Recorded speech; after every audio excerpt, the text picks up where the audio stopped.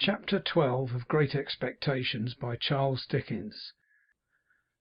My mind grew very uneasy on the subject of the pale young gentleman. The more I thought of the fight, and recalled the pale young gentleman on his back, in various stages of puffy and encrimsoned countenance, the more certain it appeared that something would be done to me. I felt that the pale young gentleman's blood was on my head, and that the law would avenge it. Without having any definite idea of the penalties I had incurred, it was clear to me that village boys could not go stalking about the country, ravaging the houses of gentlefolks, and pitching into the studious youth of England, without laying themselves open to severe punishment. For some days I even kept close at home, and looked out of the kitchen door with the greatest caution and trepidation before going on an errand, lest the officers of the county gaol should pounce upon me. The pale young gentleman's nose had stained my trousers, and I tried to wash out that evidence of my guilt in the dead of night.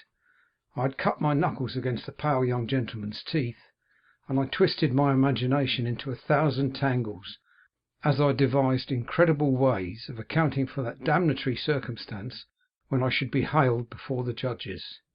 When the day came round for my return to the scene of the deed of violence, my terrors reached their height. Whether myrmidons of justice, specially sent down from London, would be lying in ambush behind the gate, whether Miss Havisham, preferring to take personal vengeance for an outrage done to her house, might rise in those grave clothes of hers, draw a pistol, and shoot me dead, whether suborned boys, a numerous band of mercenaries, might be engaged to fall upon me in the brewery and cuff me until I was no more, it was high testimony to my confidence in the spirit of the pale young gentleman that I never imagined him accessory to these retaliations. They always came to my mind as the acts of injudicious relatives of his, goaded on by the state of his visage and an indignant sympathy with the family features. However, go to Miss Havisham's I must, and go I did, and behold, nothing came of the late struggle. It was not alluded to in any way, and no pale young gentleman was to be discovered on the premises. I found the same gate open, and I explored the garden, and even looked in at the windows of the detached house, but my view was suddenly stopped by the closed shutters within, and all was lifeless. Only in the corner where the combat had taken place could I detect any evidence of the young gentleman's existence. There were traces of his gore in that spot, and I covered them with garden mould from the eye of man. On the broad landing between Miss Havisham's own room and that other room in which the long table was laid out, I saw a garden chair, a light chair on wheels that you push from behind. It had been placed there since my last visit, and I entered that same day on a regular occupation of pushing Miss Havisham in this chair, when she was tired of walking with her hand upon my shoulder, round her own room and across the landing, and around the other room. Over and over again we would make these journeys, and sometimes they would last as long as 3 hours at a stretch. I insensibly fall into a general mention of these journeys as numerous, because it was at once settled that I should return every alternate day at noon for these purposes, and because I am now going to sum up a period of at least 8 or 10 months. As we began to be more used to one another, Miss Havisham talked more to me, and asked me such questions as what I had learnt and what I was going to be. I told her I was going to be apprenticed to Joe. I believed, and I enlarged upon my knowing nothing and wanting to know everything, in the hope she might offer some help towards that desirable end. But she did not. On the contrary, she seemed to prefer my being ignorant. Neither did she ever give me any money, or anything but my daily dinner, nor ever stipulate that I should be paid for my services.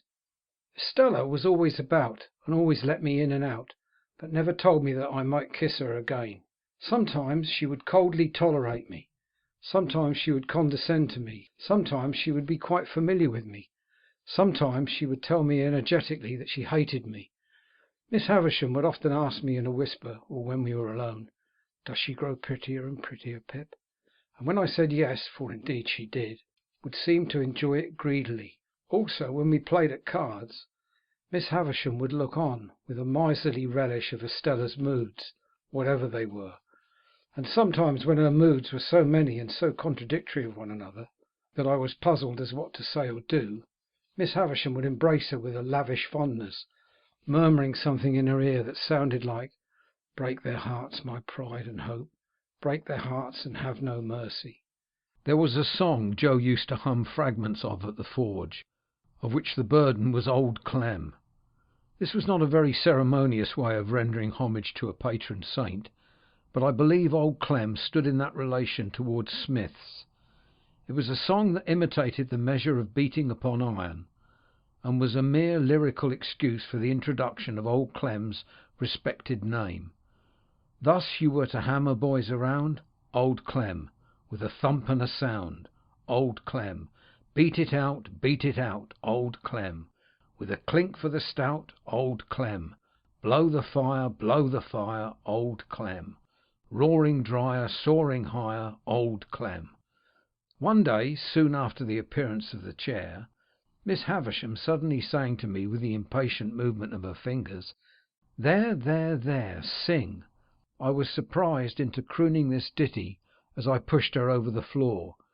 It happened so to catch her fancy that she took it up in a low, brooding voice, as if she was singing in her sleep.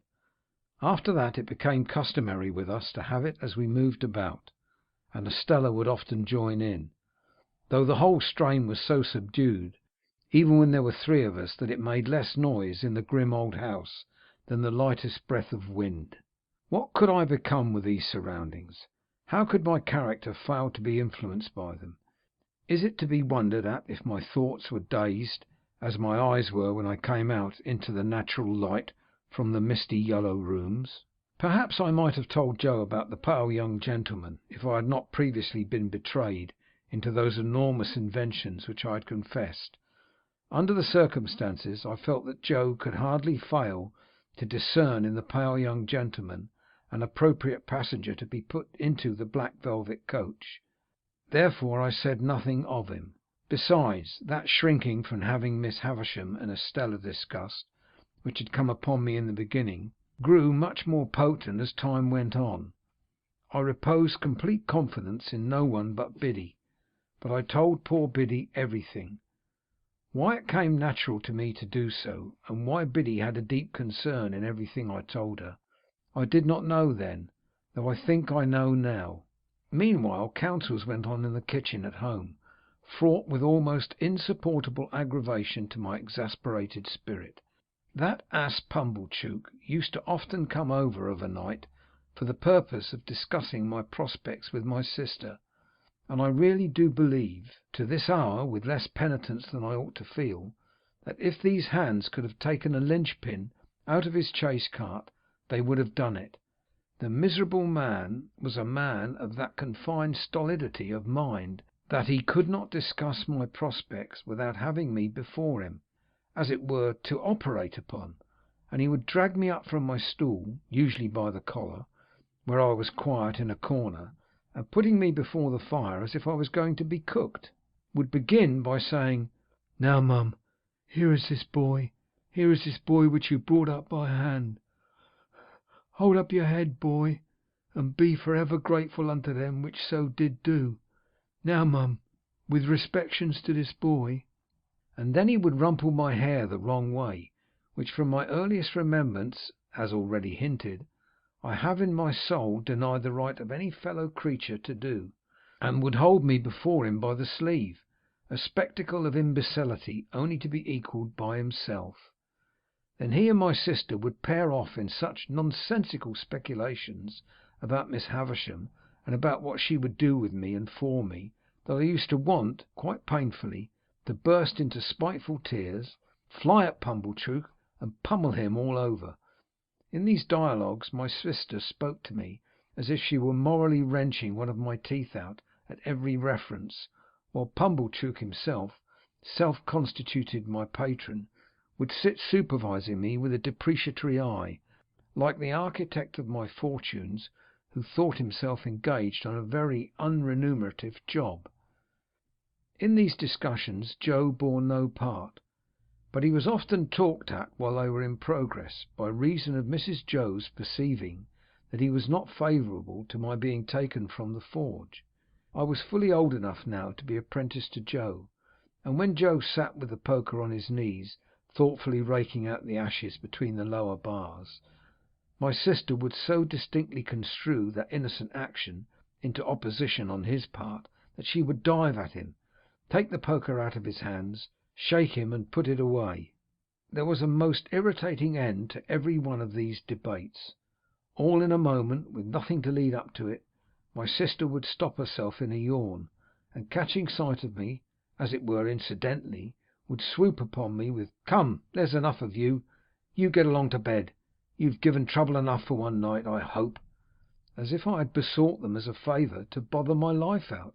We went on in this way for a long time, and it seemed likely that we should continue to go on in this way for a long time, when one day Miss Havisham stopped short as she and I were walking, she leaning on my shoulder, and said with some displeasure, "You are growing tall, Pip." I thought it best to hint, through the medium of a meditative look, that this might be occasioned by circumstances over which I had no control. She said no more at the time, but she presently stopped and looked at me again, and presently again, and after that looked frowning and moody. On the next day of my attendance, when our usual exercise was over, and I had landed at her dressing table, she stayed me with a movement of her impatient fingers. "Tell me the name again of that blacksmith of yours." "Joe Gargery, ma'am." "Meaning the master you were to be apprenticed to?" "Yes, Miss Havisham." "Would Gargery come here with you and bring your indentures, do you think?" I signified that I had no doubt he would take it as an honour to be asked. "Then let him come." "At any particular time, Miss Havisham?" "There, there, I know nothing about times. Let him come soon, and come along with you." When I got home at night and delivered this message for Joe, my sister went on the rampage in a more alarming degree than any previous period. She asked me and Joe whether we supposed she was doormats under our feet, and how we dared to use her so, and what company we graciously thought she was fit for. When she had exhausted a torrent of such inquiries, she threw a candlestick at Joe, burst into a loud sobbing, got out the dustpan, which was always a very bad sign, put on her coarse apron, and began cleaning up to a terrible extent. Not satisfied with the dry cleaning, she took to a pail and scrubbing brush, and cleaned us out of the house and home, so that we stood shivering in the backyard. It was 10 o'clock at night before we ventured to creep in again, and then she asked Joe why he hadn't married a negress slave at once. Joe offered no answer, poor fellow, but stood feeling his whisker and looking dejectedly at me, as if he thought it really might have been a better speculation. End of chapter 12.